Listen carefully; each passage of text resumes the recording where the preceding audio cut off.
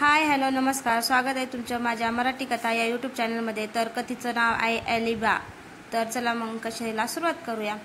ऑफिसमध्ये सौम्या त्याची वाटच बघत होती। कशी झाली मीटिंग, तिने पाणीनी आत येतात विचारले। त्या ब्रोकरना आम्ही चांगलंच काळजीत टाकले, आता तेच इन्स्पे होळकर वर दबाव टाकतील टोपेच्या मृत्यूची पूर्ण चौकशी करायला आणि त्वरित करायला। पाणीनी मस्त झालं बरं, कर्नकचा फोन येऊन गेला, तुम्हाला फोन करायला सांगितलं त्याने, लावून देऊ का? हो दे जोडून। पाणीनी तू मला एक काम दिले होते, तुझ्या जाहिरातीला उत्तर द्यायला वर्तमानपत्राच्या ऑफिसमध्ये एक मुलगी गेली होती, तिथे एक पॉकेट देऊन पुढे एका ब्युटी पार्लरमध्ये गेली आहे। माझा हेर तिच्या मागावर तिथेच बाहेर थांबलाय। तुला तिच्याशी बोलायचं असेल तर आपल्या हातात बऱ्यापैकी वेळ आहे, कारण ती आत्ताच गेले पार्लरमध्ये। माझी गाडी खालीच आहे, आपण लगेच निघू शकतो, ओजसने फोनवरून सांगितले। सौम्या मी कनक बरोबर जातोय बाहेर एका मुलीला भेटायला, त्या नोटेचा तुकडा तिच्याकडे असेल असा तुमचा अंदाज आहे की काय? सौम्या ही मुलगी गेयता बाबरस असेल तर तासभरात कळेलच। पुढच्या काही मिनिटातच पाणीनी ओजसच्या गाडीत बसला होता। पाणीनी मला एक सांग, तू तिला जेव्हा बघशील तेव्हा ओळखशील का? मला भीती वाटते की ओळखीन। भीती वाटते? कोण असणार आहे ती? माझी अशील। तुला तुझे स्वतःचे अशील माहीत नाहीत की काय नावाने?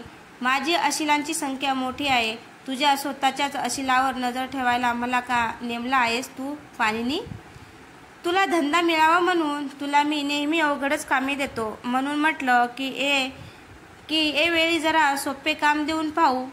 बोलता बोलता ते पार्लरजवळ आले।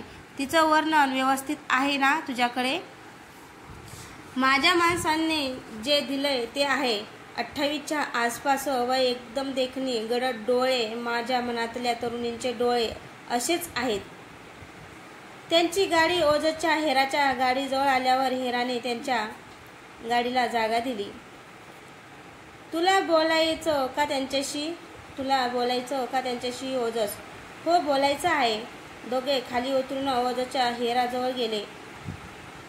तू तिचा पाठलाग पेपरवाल्यांच्या ऑफिसपासून केलास? पाणीनी हो, जवळच आहे इथून ते, तू गाडीतच बसून राहा, मी बाहेर आली की मी तिचा पाठलाग करीन।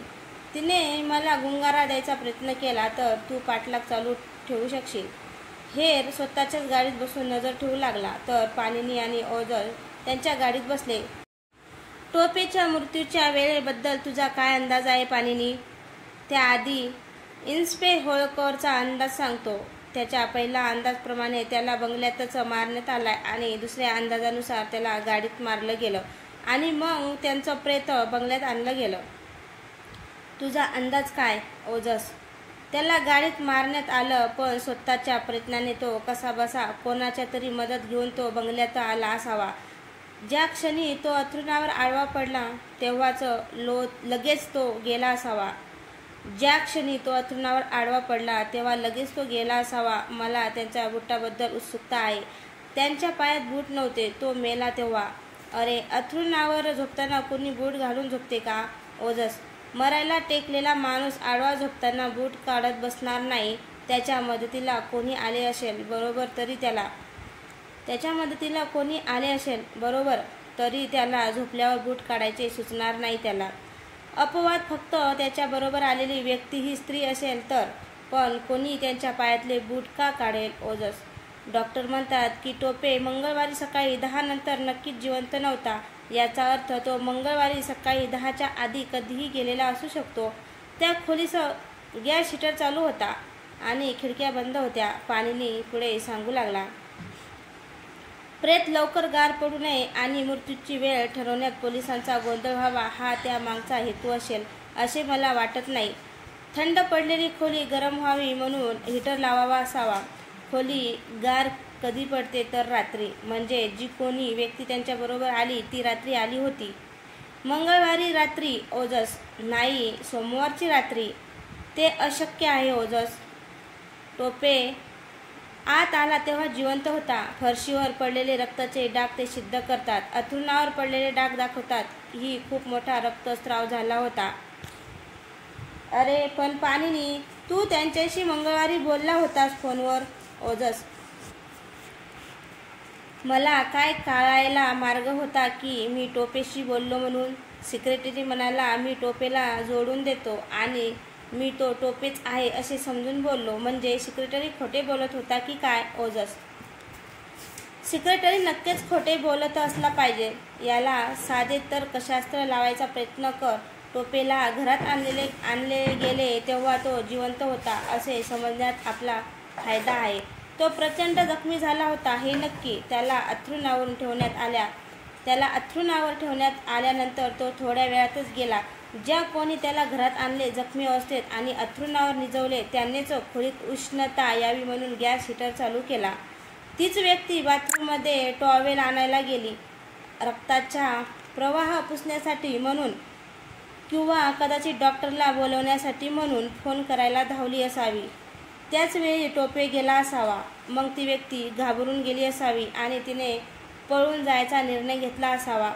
त्या व्यक्तीने विचार केला असावा की प्रेत सापडायला बराच वेळ लागेल, परंतु सापडल्यावर सुद्धा मृत्यूची वेळ नक्की करणे अवघडच जाईल, म्हणून त्यांचे बूट पायातून काढले गेले असावेत. पाणिनी: का? लक्षात नाही आलं तुझ्या? मृत्यूची वेळ ठरवण्यासाठी ते बूट फार महत्त्वाचा पुरावा होते. कसे काय? टोपे गेल्यानंतर बूट काढण्यात आले आणि ज्या व्यक्तीने ते काढले ती स्त्री होती. त्यांच्याशी बुटाचा काय संबंध? पाणिनी: ओजस: बुटाला थोडासा चिखल लागला होता. फार नाही, पण बाहेर पाऊस पडून गेल्यावर आणि चिखल झाल्यावर ज्याप्रमाणे पातळ थर बसेल तसा प्रेताच्या अंगाखाली पलंगपोस नव्हता, म्हणजे तो ओढून बाहेर काढला होता, कारण त्यावरही बुटाच्या चिखलाचे आणि अंगातल्या ओल्या कोटमुळे पडलेले डाग होते. कोणीतरी ते बूट काढले, कोट काढला, पलंगपोसही अंगाखालून ओढून काढला. मोठंच बोचकं झालं असेल ते. त्यापैकी कोट टोपेच्या गाडीमध्ये मागील भागात खाली टाकून दिला गेला. नंतर टोपेची गाडी अशा ठिकाणी लावण्यात आली की पोलिसांना ती दुसऱ्या दिवशी सापडावी, पण त्याआधी सापडू नये. कनक: आणि आता आपण सर्वात मोठ्या पुराव्याकडे वळतोय. उंबरवाड्याच्या पलीकडे 1-2 इंचावर रक्ताचे डाग पडायचे थांबले होते. सोमवारी रात्री मरणाचा पाऊस पडत होता, त्यामुळे ते डाग पुसले गेले. कारण बाहेरच्या बाजूला सिमेंटचा रस्ता आहे. काही डाग टिकून राहिले कारण दर बाहेरवरील बाजूस जे छोटे छत बाहेर आले त्यामुळे त्या खाली तुलनेने पाऊस पडला नाही. या सर्वातून खून सोमवारी रात्रीच झाला या गोष्टीला पुष्टी मिळते. एकदम मान्य आहे पाणिनी. जिंकलंस तू. मानलं की टोपे सोमवारी रात्रीच मारला गेला. आता पुढे काय? त्या सेक्रेटरीला गाठून त्यांच्याकडून कबुली जबाब घ्यायची कल्पना कशी वाटते? माझी नेमकी भूमिका काय आहे आणि मी या सर्वात कुठे बसतो हे मला कळलं असतं तर सेक्रेटरीला भेटणे ही अत्यंत तर्कशुद्ध गोष्ट ठरली असती. म्हणायचं तरी काय तुला? मला माझं असील कोण हेच अजून सांगता येत नाहीये. म्हणजे एका स्त्रीला संरक्षण द्यायचं आहे या कारणास्तव मला वकील म्हणून नेमलं गेलं. मला तिचं नाव पण अजून माहीत नाहीये. आता मला वाटायला लागलं की टोपेच्या खुनाचा आरोप तिच्यावर येणार आहे, म्हणून तिचा बचाव करण्यासाठी मला नेमलं गेलंय. पाणिनी: तुला नेमताना हे कारण सांगितलं गेलं नव्हतं, नाही ना? तेच तर सांगतोय. असं म्हणून पाणिनीने त्याला त्या रात्री फोन आल्यापासून ते त्या बुरखाधारी स्त्रीला घेऊन पळशीकर आला ही सर्व हकीकत सांगितली. कनक: हे सर्व घडलं ते सोमवारी रात्री. टोपेचा खून मंगळवारी झाला असे प्रथमदर्शनी जरी वाटले तरी मी मगाशी सांगितलेल्या तर्कानुसार तो सोमवारच्याच रात्री झालाय आणि त्याच रात्री मध्यरात्री 12च्या नंतर मला काम देण्यात आलं. म्हणजे खून सोमवारी रात्री 12च्या आधीच झाला असला पाहिजेत. पाणिनी: आता तू जर म्हणतो आहेस हे सर्व आणि तुझी असील स्त्री आहे तर त्या सेक्रेटरीला भेटून त्यांच्याकडून कबुली जबाब का नाही घेत तू? ओजस: कारण मला वाटतं की त्याने खून केला असावा. अरे असं काय करतोस पाणिनी? तो जर टोपे ऑफिसात असल्याचे धादात खोटं बोलतोय आणि त्याच्या आवाजात तुझ्याशी टोपे आहोत असे भासून बोलतोय. त्यातून फार काही सिद्ध नाही होणार. तो असं म्हणू शकतो की टोपे ऑफिसमध्ये होता, पण दुसऱ्या महत्त्वाच्या कामात होता. त्यांनीच मला सांगितलं होतं की कोणाचा फोन आला तरी तूच बोल माझ्या नावाने आणि त्याची बोळवण कर. हे ऐकल्यावर पोलिसांना ते पटेल आणि ते सरळ त्याला सोडून माझ्या असल्याला पकडतील. खुनी म्हणून खून करण्यासाठी मी त्यावेळी तिथे नव्हतेच असे सिद्ध करण्याची संधी माझे असील गमावून बसले. तिच्याकडे तशी संधी आहे असे का वाटतंय तुला? पलंगपोस आणि बूट काढून घेतले ज्यानेच एकमेव कारण होतं की टोपे जेव्हा घरात आला तेव्हा पाऊस पडत होता. ही वस्तुस्थिती दडवणे याचा अर्थ असा की त्या व्यक्तीला हे माहीत होतं की टोपे त्या ठिकाणी आहे. याचा विचार सुद्धा कोणी करणार नाही. याचा असाही अर्थ निघतो की या व्यक्तीला हेही माहीत असावं की टोपेची बायको बाहेरगावी आहे आणि ती पुढचे काही दिवस परत यायची शक्यता नाही. म्हणजेच तर्काने विचार केला तर असे दिसते की ही व्यक्ती सोमवारी रात्री माझ्या ऑफिसमधून बाहेर पडल्यानंतर स्वतःचीच अनुपस्थिती म्हणजे आपण खुनाच्या दिवशी इथे नसल्याचे दाखवणे ही गोष्ट सिद्ध करण्याच्या प्रयत्नाला लागली. अरे, आपल्याला हवी असलेली तरुणी बाहेर पडते पार्लरमधून. दोघांनी पण तिच्याकडे पाहिले. साक्षात रती म्हणता येईल अशी तरुणी होती ती. मला कोणी अनोळखी स्त्री दिसेल अशी अपेक्षाच नव्हती. मी पैजेवर सांगतो, हिला मी आधी बघितलं आहे, पाणिनी म्हणाला. आपल्याला हवे तीच आहे ही. माझ्या माणसाने गाडीतून मला इशारा केलाय. आत्ता ती काय करते आत्ता मला सांग. कनक, मी तिच्याकडे बघत नाहीये कारण ती मला ओळखेल. पाणिनी बाहेर पडते एक नजर माझ्या हेराच्या गाडीकडे टाकली. आपल्याला बघितले नाही तिने. मी जाऊ का आता? जा, त्या सेक्रेटरी मंदारची सर्व माहिती काढ. त्याचं आणि वेस्टर्न माइनच्या बोरगीकरच्या एकमेकांशी काही संधान आहे का शोधून काढ. एवढ्या सूचना देईपर्यंत ती लगबगीने बाहेर पडली होती. कुठेतरी निश्चितपणे जायचे ठरवून चालल्यासारखी वाटत होती. एका औषधाच्या दुकानात शिरून बराच वेळ फोन करण्यात घालवला. फोनचे पैसे देऊन बाहेर पडणार तेव्हा पाणिनी पटवर्धन त्याचं दुकानात ब्रश खरेदी करत होता. ती त्याच्याकडे न बघता बाहेर पडून रस्त्यावर आली तेव्हा ओझरचा हेरगाडीतून तिच्यावर नजर ठेवत होता. त्याच्याकडे एक ओझरता कटाक्ष टाकून ती पुढे गेली. आता ती जरा आरामात आणि निवांत चालत होती. 2 वेळा तिने बाजूच्या एका डिपार्टमेंटल स्टोअरकडे नजर टाकली. एका काळ्या रंगाच्या पोशाखने तिला आकर्षित केल्याचे दिसत होते. तो बघत बघत ती पुढे गेली आणि अचानक परत फिरून तो पोशाख बघायला परत आली. त्याच वेळी पाणिनी आणि ती अचानक समोरासमोर आले, पण तिची नजर फक्त पोशाखावरच होती. ती आज जाईल या अपेक्षेने पाणिनी पटवर्धन स्टोअरच्या दारात उभा राहिला. तेवढ्यात ती बाहेरच्या गर्दीत मिसळली आणि पाणिनी पुन्हा तिच्या मागे रस्त्यावर आला आणि अचानक ती थांबली. पाणिनी पुढे 2च पर्याय होते. आपणही थांबायचे किंवा तिच्याकडे न बघता पुढे सरकायचे. त्याने दुसरा पर्याय निवडला. तेवढ्यात त्याच्या कानावर आवाज आला, मला काही सांगू इच्छिता का पटवर्धन? पाणिनीने तिच्या काळ्या भोर डोळ्यात बघत म्हटले, मला नाही वाटत मी ओळखतो तुम्हाला. तिच्या डोळ्यात मिश्किल भाव होते. पटवर्धन, का माझा पाठलाग करताय? सौंदर्याचा शोध घेण्यासाठी. मग तुम्हाला जर माझ्या बरोबर यायचे असेल तर मागे मागे का फिरताय माझ्या? असे म्हणून तिने पाणिनीच्या कमरेभोवती हात टाकले. माझा पाठलाग करणाऱ्या 2 गाड्या तुम्हालाही दिसल्या असतील ना? 2 गाड्या? हो, त्यातल्या एकाबद्दल मला खात्री आहे आणि दुसऱ्याबद्दल मला शक्यता वाटते. तुम्ही फार लोकप्रिय दिसता. सकृतदर्शिनी आहे मी. मला खरंच आठवत नाही तुम्हाला भेटल्याचे. ती मनापासून हसली. अहो, तुमचे फोटो मी कित्येक वेळा पेपरात पाहिले आहे. तुम्ही एखाद्या सेलिब्रिटीपेक्षाही लोकप्रिय आहात पटवर्धन.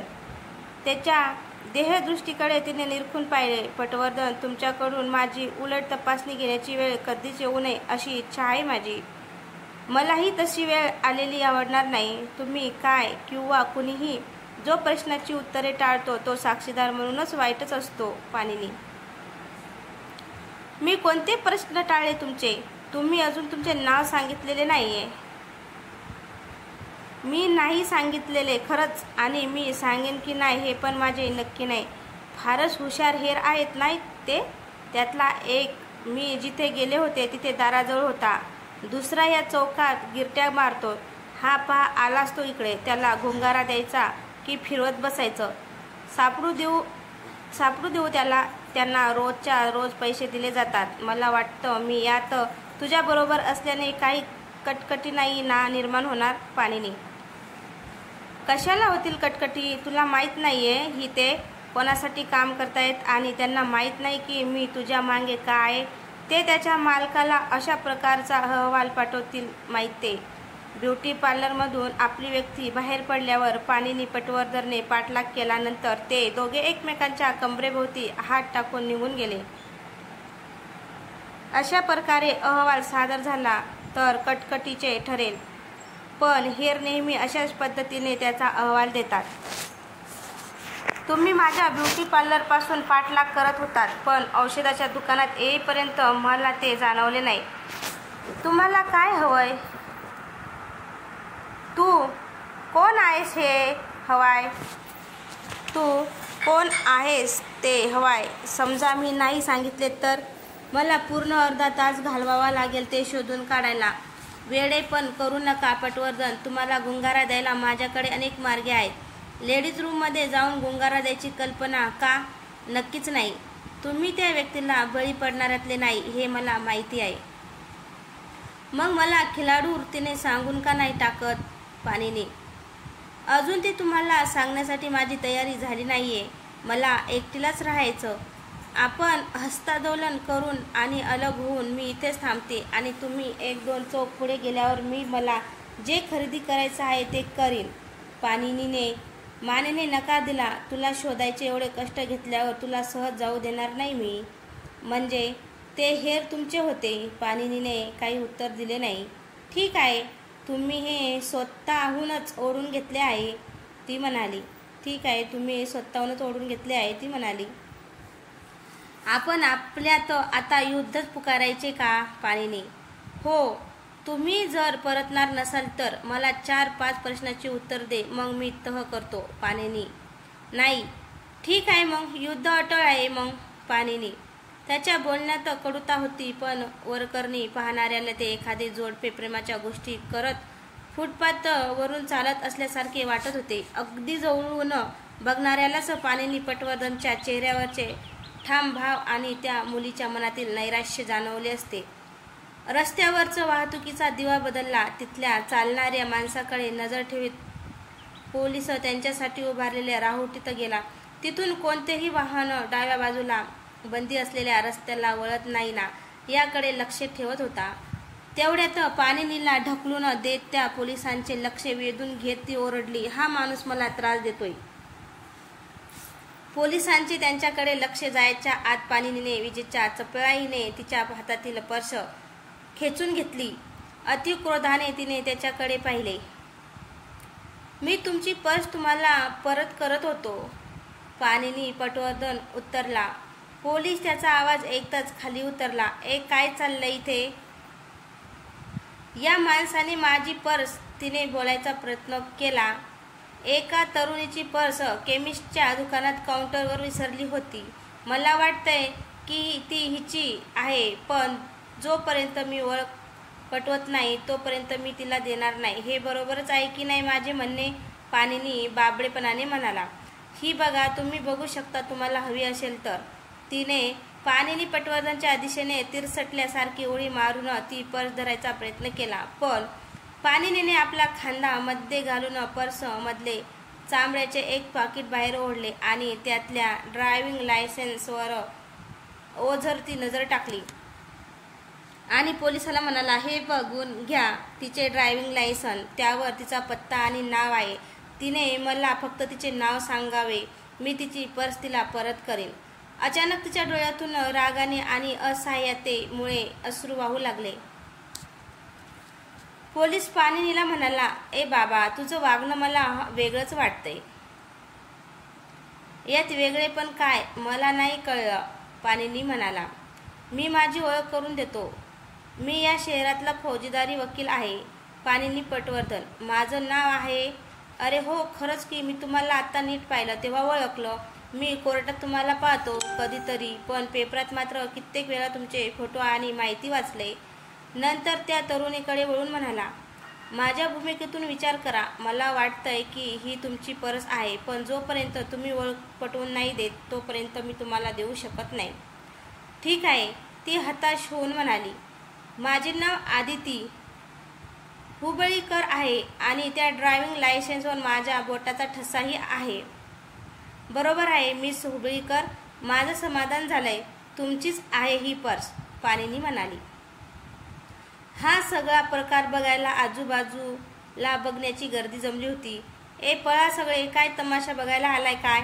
त्यांना हटवताना पोलीस म्हणाला. मिस हुबळीकर, तुम्ही माझ्या बाजूला येणार आहात का? पाणिनीने नाटकीपणाने विचारले. तिने पापण्याची फडफड करून अश्रू झटकले आणि पाणिनीच्या प्रश्नातील गंभीर अर्थ लक्षात घेऊन म्हणाली, हो, आता येईल मी तुमच्या बाजूला. माफ करा, पण मला तुमच्या पर्सची जास्त तपासणी नाही करता आली. पाणिनी, त्यात काय सापडायला हवं होतं? त्या नोटेचा तुकडा? तुम्ही काय आणि कशाबद्दल बोलताय मला काहीच कळत नाहीये. त्याची चर्चा आपण नंतर करू. तू कोण आहेस याची कल्पना तू मला का देऊ इच्छित नव्हतीस? बरीच कारणे आहेत त्याला. मला सांगू शकशील का ती? शक्यन, पण सांगणार नाही. माझ्याशी मोकळेपणाने बोलणे तुझ्यासाठी फायद्याचेच आहे असे तुला वाटत नाही का? नाही वाटत. हॉस्पिटलच्या ट्रस्टच्या फंडात झालेल्या घोटाळ्यांची चौकशी व्हावी याचा तूच आग्रह धरला होतास ना? पाणिनी, हो. टोपे हा गैरव्यवहार करतो हे तुला कसे समजले? मी फक्त चौकशीची मागणी केली, आरोप नाही केले कोणावरच. माझा प्रश्न तसाच आहे अजून. पाणिनी, माझं उत्तरही तेच आहे. आपण दुसऱ्या बाजूने विचार करू. पाणिनी म्हणाला. एका आर्किटेक्टशी बोलण्यात मी फार उत्सुक आहे. अर्थात उद्याच्या पेपरात माझ्या जाहिरातील काय उत्तर येणार आहे याची मी वाट पाहू शकतो उद्यापर्यंत. पण तू मला आज सांगितलंस की पळशीकरला काय म्हणायचं आहे तर बऱ्याच गोष्टी स्पष्ट होतील. ती एकदम स्तब्ध झाली. पाणिनी पटवर्धनने तिच्याकडे पाहिले तेव्हा तिच्या तोंडावरचा रंग उडल्यासारखा झाला होता. तिचे होठ थरथरले, डोळ्यात भीती साचली. दोनदा तिने बोलण्याचा निष्फळ प्रयत्न केला. शेवटी अर्धवट हुंदका बाहेर पडताना ती उद्गारली, अरे देवा, एवढे उद्ध्वस्त होण्याची गरज नाही. शांत हो आणि मला सांग, पळशीकर तुला काय म्हणाला? तिने घाबरून त्याचे मनगट एवढ्या जोरात पकडले की तिची बोटे त्याच्या हातात खोल रुतली. नाही, ते मी कधीच कोणाला सांगता कामा नये. माझ्या लक्षात यायला हवं होतं की तुम्ही मला सापळ्यात अडकवताय. पाणिनीने तिच्या खांद्यावर थोपटल्यासारखे केले. इथे आसपास रस्त्यावरचे लोक आहेत, त्यामुळे आपल्या जवळच्या हॉटेलमध्ये बसू. तिने त्याला विरोध दर्शवला. नाही. दोघे हॉटेलात बसल्यावर वेटरला कॉफीची ऑर्डर दिली. पाणिनी म्हणाला, आता उंच टोलवी न करता सांग मला माझ्या ऑफिसमधल्या तुझ्या पहिल्या भेटीबद्दल. तिने उत्तर टाळलं तेव्हा त्याने विचारलं, माझ्या जाहिरातीला पळशीकरने काय उत्तर दिलंय? अचानक तिच्या देहबोलीत बदल झालेला त्याला जाणवला. आत्मविश्वासाने हसून ती म्हणाली, पळशीकर म्हणतायत की ते तुम्हाला इथून पुढे भेटू शकणार नाहीत, पण ते म्हणतायत की पटवर्धन खूप चांगल्या प्रकारे हाताळतायत सर्व. त्यांच्याशी बोललेस का तू? टोपे हा गैरव्यवहार करतो हे तुला कसे समजले? मी फक्त चौकशी मागणी केली, आरोप नाही केले कोणावरच. माझा प्रश्न तसाच आहे अजून. पाणिनी, माझं उत्तरही तेच आहे. आपण दुसऱ्या बाजूने विचार करू. पाणिनी म्हणाला, एका आर्टिकलशी बोलण्यात मी फार उत्सुक आहे. अर्थात उद्याच्या पेपरात माझ्या जाहिरातील काय उत्तर येणार आहे याची मी वाट पाहू शकतो उद्यापर्यंत. पण तुला मला आज सांगितलं की पळशीकर काय म्हणायचं आहे तर बऱ्याच गोष्टी स्पष्ट होतील. ती एकदम स्तब्ध झाली आणि पाणिनी पटवर्धनने तिच्याकडे पाहिले तेव्हा तिच्या तोंडावरचा रंग उडल्यासारखा झाला होता. तिचे होठ थरथरले, डोळ्यात भीती साचलेली होती. दोनदा तिने बोलण्याचा निष्फळ प्रयत्न केला. शेवटी अर्धवट हुंदका बाहेर पडताना ती उद्गारली, अरे देवा, एवढे उद्ध्वस्त होण्याची गरज नाहीये. शांत हो आणि मला सांग, पळशीकर तुला काय म्हणाला? तिने घाबरून त्याचे मनगट एवढ्या जोरात पकडले की तिची बोटे त्याच्या हातात खोल रुतली.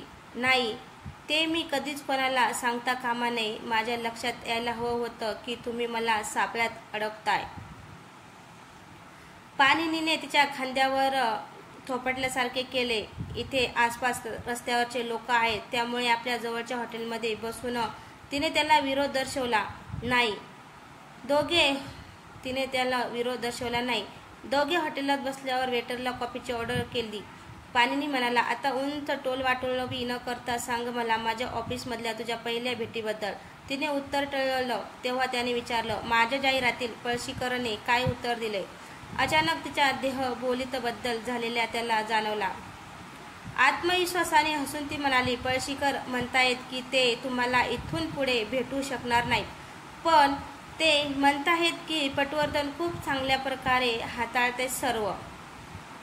त्यांच्याशी बोललीस का तू? असे समजा की मी त्यांच्याशी संपर्कात आहे, ती म्हणाली. फोनवरून पाणिनी, मला पुन्हा पुन्हा तुमचा प्रश्न टाळायला लागेल. पटवर्धन, तुझ्या सोमवारच्या रात्रीची खबरबात काय? कुठे होतीस तू नेमकी? मी काय करीत होते सोमवारी रात्री याचा या प्रकरणाशी संबंध नाही. वर्तमानपत्रात आलंय की मंगळवारी सकाळी 11च्या सुमारास तुम्ही टोपेशी बोलला आहात आणि तुम्ही त्या बाब्रस आडनावाच्या मुलीचे वकील म्हणून प्रतिनिधित्व करताय. तुम्हाला त्याबद्दल शुभेच्छा. तू विषय बदलण्याचा प्रयत्न करते आहेस. तू विषय बदलण्याचा प्रयत्न करत आहे? नाही, बिलकुल नाही. बाब्रसला तू ओळखतेस? पाणिनी, मी भेटली आहे तिला. अधूनमधून वेगळ्या सामाजिक कार्यक्रमात ती जरा भोचक पण करते. असेल तिचा बाप मोठा म्हणून काय? काही वैयक्तिक दुश्मनी? पाणिनी, हे बघा पटवर्धन, मी आणि कुसुमाकर गिरम खास मित्र आहोत. त्याने कोणाशी लग्न करावं या गोष्टीची मी नाही पर्वा करीत, पण तो तिच्या सापळ्यात अडकला तर त्या गोष्टीचा मी धिक्कार करीन आणि तो अडकतोय त्यात. हे खूप झालं पटवर्धन. मला याची जास्त चर्चा करायची नाहीये. कुसुमाकरला आपण यातून बाहेर ठेवू. हरकत नाही त्याला बाहेर ठेवायला, जर सोमवारी रात्री तू कुठे होतीस हे तू सांगितलंस तर. पाणिनी, तुम्ही मला आणखी जाळ्यात अडकवता आहात नाही का? पटवर्धन, तू त्या ट्रस्टच्या फंड्याची चौकशीची मागणी केलीस का?